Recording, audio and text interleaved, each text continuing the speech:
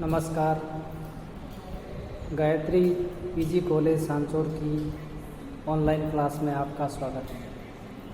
प्रिय विद्यार्थियों, आज हम बीए पार्ट फर्स्ट विषय इतिहास में उत्तर हड़प्पा संस्कृति में एक और सभ्यता का अध्ययन करेंगे जिसका नाम है बागोर सभ्यता। इससे पहले हमने कालीबंगा सभ्यता, आहड़ सभ्यता का अध्ययन किया। आज हम बागोर सभ्यता का अध्ययन करेंगे। तो देखिए, बागोर सभ्यता भी एक महत्वपूर्ण सभ्यता मानी जाती है। बनासकांठे की सभ्यता का एक अन्य केंद्र था बागोर। यह बागोर राजस्थान के भीलवाड़ा नगर से लगभग 25 किलोमीटर की दूरी पर बनास की एक सहायक नदी कोठारी के किनारे पर स्थित है। कोठारी नदी के तट पर यत्र तत्र छोटे बड़े रेतीले टीले विद्यमान हैं। तो बागोर सभ्यता कहाँ पर है वर्तमान में? भीलवाड़ा नगर से 25 किलोमीटर की दूरी पर। कौन सी नदी के किनारे पर है? ये बनास नदी की सहायक नदी कोठारी नदी के किनारे पर स्थित है। यहाँ खुदाई के दौरान कई टीले प्राप्त हुए हैं। इनमें से एक टीले का उत्खनन कार्य 1967-68 ईस्वी में डॉक्टर वीरेंद्रनाथ मिश्र VN मिश्र, डॉक्टर LS लेसनी और पूना विश्वविद्यालय एवं राजस्थान पुरातत्व विभाग के सहयोग से यहाँ का उत्खनन कार्य किया गया था। यह टीला कई वर्ग एकड़ में फैला हुआ है और नदी की सतह से लगभग 10 मीटर ऊंचा है। और यहाँ की खुदाई में हमें विभिन्न प्रकार के पत्थर के उपकरण, जिसको अपन कह सकते हैं प्रस्तर उपकरण, ताम्र उपकरण, इसके अलावा लोहे के औजार, मृद भांडों के अवशेष, आभूषण, पशुओं की हड्डियाँ, फर्श, दीवारें, मकानों के अवशेष आदि हमें बागोर सभ्यता से प्राप्त होते हैं। यहाँ से उपकरण तथा सामग्री विभिन्न काल की प्राप्त हुई हैं। अब यहाँ के जो पत्थर उपकरण है उससे पुरातत्वविदों ने 3 भागों में बांटा है। एक तो पहला काल 3000 वर्ष पूर्व से लेकर 2000 वर्ष तक का, ईसा पूर्व तक का। दूसरा ईसा पूर्व 2000 वर्ष से 500 ईसा पूर्व तक का। और तीसरा 500 ईसा पूर्व से लेकर ईस्वी सन के प्रारंभ तक इन औजारों का निर्माण स्फटिक और राम शैखाश्म पत्थरों से किया जाता था। इनमें प्रमुख रूप से माने जाते हैं आंत्रक, पृथुक, फलक और अवखंड। इनका आकार प्रकार छोटा है और इन्हें लघु पाषाणोपकरण कहा जाता है। बागोर से प्राप्त उपकरणों की लंबाई सेंटीमीटर से लेकर के 1 सेंटीमीटर से लेकर 4 सेंटीमीटर तक हैं। तो इस तरह यहाँ से कई ऐसे उपकरण पत्थर के प्राप्त हुए हैं। इसके अलावा ताम्र उपकरण तो उत्खनन के द्वितीय चरण 2000 ईसा पूर्व से 500 ईसा पूर्व के काल के अब तक 5 ताम्र उपकरण मिले हैं। कितने मिले हैं? 5। और इनमें से एक लंबी छेद वाली सुई है, तो दूसरा कुंताग्र और तीसरा एक त्रिभुजाकार शस्त्र के समान है, जिसमें दो छेद हैं। और इन उपकरणों की संख्या है वो नगण्य है। फिर भी अनुमान लगाया जाता है कि यहाँ के निवासी आदिम शिकारी समूहों के जीवन स्तर से आगे बढ़ गए थे और उनके जीवन में स्थायित्व आ गया था, क्योंकि खुदाई से प्राप्त मकानों के अवशेष इस बात की पुष्टि करवाते हैं। इसके अलावा यहाँ से खुदाई के दौरान मानव व पशु पक्षियों की अस्थियां भी प्राप्त हुई हैं। यहाँ से खुदाई में पशुओं की हड्डियों के बहुत से टुकड़े मिले हैं, लेकिन इनका आकार है वो छोटा है और इतने इनके आकार पर यह पता लगाना भी कठिन है कि कौन से पशुओं की अस्थियां होगी। लेकिन विद्वानों का मानना है कि ये अस्थियां गाय, बैल, हिरण, चितल, बारहसिंगा, सुअर, गिदड़ आदि की हो सकती है, ऐसा विद्वान मानते हैं। अगर ये अनुमान सही है तो विद्वानों का मानना है कि यहाँ के लोग उस समय में मांसाहारी थे और वे कृषि कार्य से भी परिचित हो गए थे। तृतीय चरण में हड्डियों की कम उपलब्धता स्पष्ट होती है, तो यहाँ के लोग धीरे धीरे मांस खाने की जगह कृषि पर ज़्यादा ध्यान देने लगे होंगे और इनका मुख्य कार्य कृषि व पशुपालन है वो होगा। खुदाई के दौरान 5 मानव अस्थिपंजर मिले हैं और जिससे यहाँ की संस्कृति के शव निवर्तन पद्धति के बारे में जानकारी मिलती है। प्रथम एवं द्वितीय चरण में शवों को दक्षिण पूर्व अथवा उत्तर पूर्व दिशा में लिपटाया जाता था, अर्थात 5 मानव अस्थि पंजर भी मिले हैं। इससे पता लगता है कि शवों को दफनाने का रिवाज है वो प्रचलित था। और तीसरे काल में जो शव मिले हैं, तीसरे चरण में जो शव मिले हैं, उन शवों को उत्तर दक्षिण में लेटाया जाता था और उनकी टांगों को सीधा रखा जाता था। परंतु तीनों चरणों में एक बात समान देखने को मिलती है और वह यह है कि शव को घर में या घर के निकट ही गाड़ने का रिवाज प्रचलित था। भागवत में भी दफनाने की क्रियाकलापों की जानकारी मिलती है। इनमें हम देख सकते हैं कि शव को गाड़ते समय उनके साथ आभूषण, हीरे मोती के हार, तांबे का लटकन, मृदभांड, मांस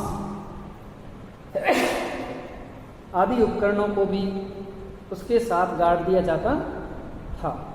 अर्थात शव के साथ इस प्रकार आभूषण भी गाड़ने का रिवाज प्रचलित था, जो उनकी मृत्यु संबंधी कर्मकांड को दर्शाता है। ऐसा मानते हैं कि शव के पास खाद्य पदार्थ और पानी भी रखा जाता होगा।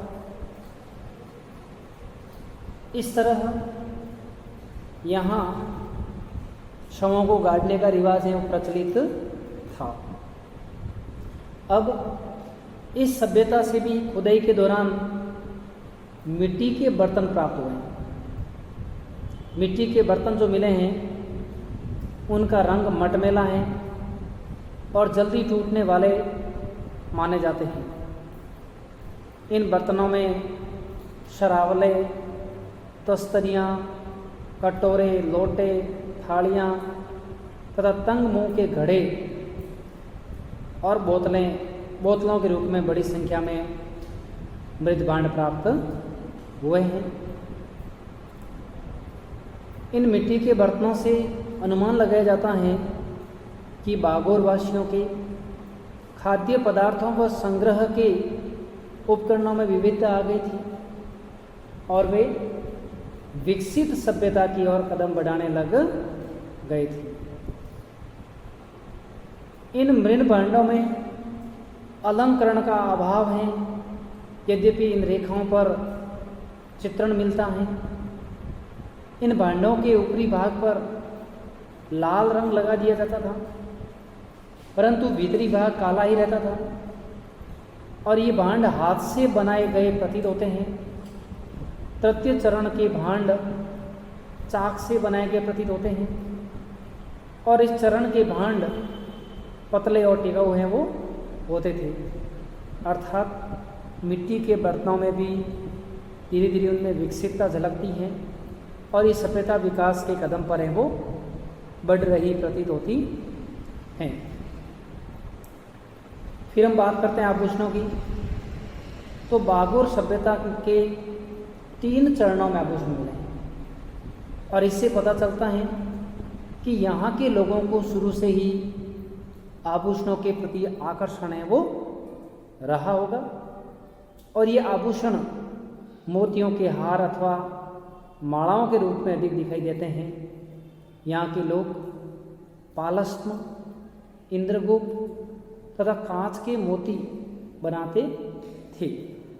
अर्थात इस सभ्यता के लोग हैं आभूषण प्रेमी थे, क्योंकि उनका आभूषणों के प्रति प्रेम होने के कारण ही खुदाई के दौरान हमें आभूषण प्राप्त हुए हैं।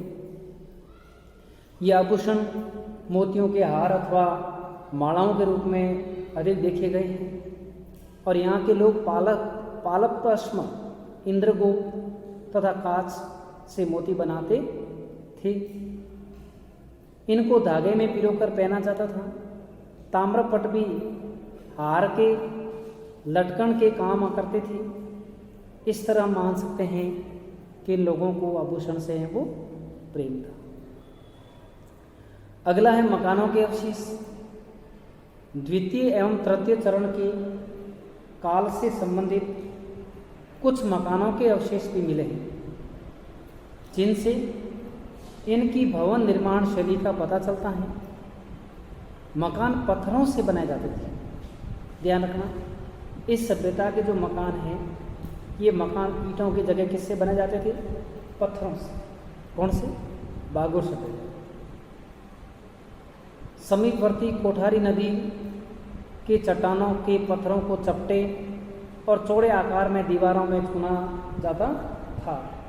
अर्थात जो पास में कोठारी नदी चल रही है, तो इस कोठारी नदी के जो पास में चट्टानें थी, उनके पत्थरों को तोड़कर दीवार के रूप में उसका प्रयोग किया जाता था। नदी में उपलब्ध गोल पत्थरों को भी दीवार में लगाया जाता था।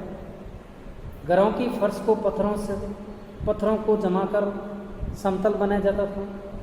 अर्थात भले ही फर्श हो, दीवार हो आदि सभी में पत्थरों का उपयोग है वो होता था। पत्थरों की चुनाई में चिकनी मिट्टी के गारे का प्रयोग होता था।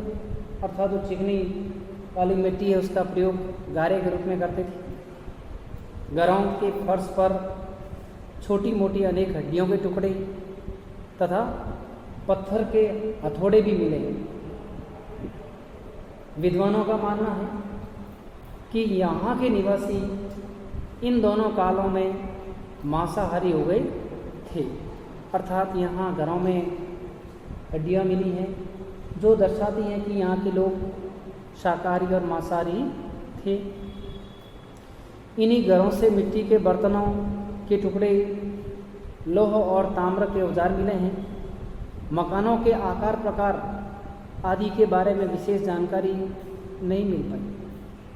अर्थात यहाँ पर हम देखते हैं तो मिट्टी के बर्तन के टुकड़े, लोहे तथा तांबे के औजार मिले हैं और मकानों के आकार प्रकार आदि की भी जानकारी प्राप्त हुई हैं, जो ये दर्शाते हैं कि इन लोगों का यहाँ पर है वो जुड़ाव था। अब है हड़प्पा संस्कृति और वैदिक संस्कृति। तो देखिए, सर जॉन मार्शल ने वैदिक सभ्यता की हड़प्पा संस्कृति से तुलना करते हुए दोनों को एक दूसरे से सर्वथा भिन्न माना है। उनके मतानुसार भारत में आर्यों के प्रवेश के 1000 वर्ष पूर्व ही हड़प्पा संस्कृति का विनाश हो चुका था। कुछ अन्य विद्वान भी उनके मत से सहमत हैं, क्योंकि हड़प्पा सभ्यता नगरीय और व्यापार प्रधान थी।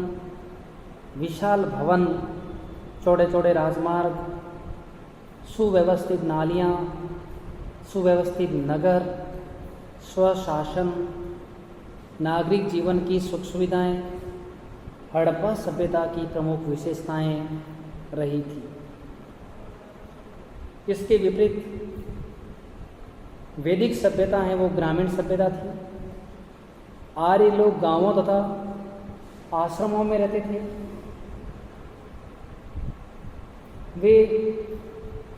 उन्हें जटिल एवं समन्वित जीवन का अनुभव नहीं था। हड़प्पा सभ्यता व्यापार प्रधान थी। उसमें घरेलू उद्योग धंधों के साथ साथ बड़े कुटीर उद्योग भी प्रचलित थे।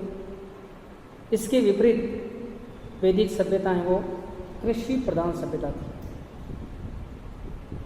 यहाँ के लोग पशुपालन, ग्रामीण उद्योग धंधों को अधिक महत्व देते थे।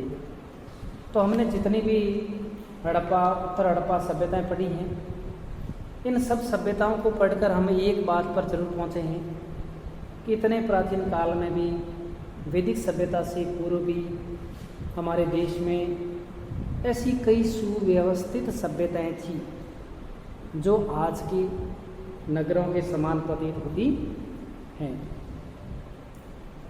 ऋग्वैदिक आर्यों के जीवन में अश्व का महत्व था, परंतु हड़प्पावासी अश्व से परिचित थे अथवा नहीं, इस संबंध में कोई साक्ष्य नहीं मिला।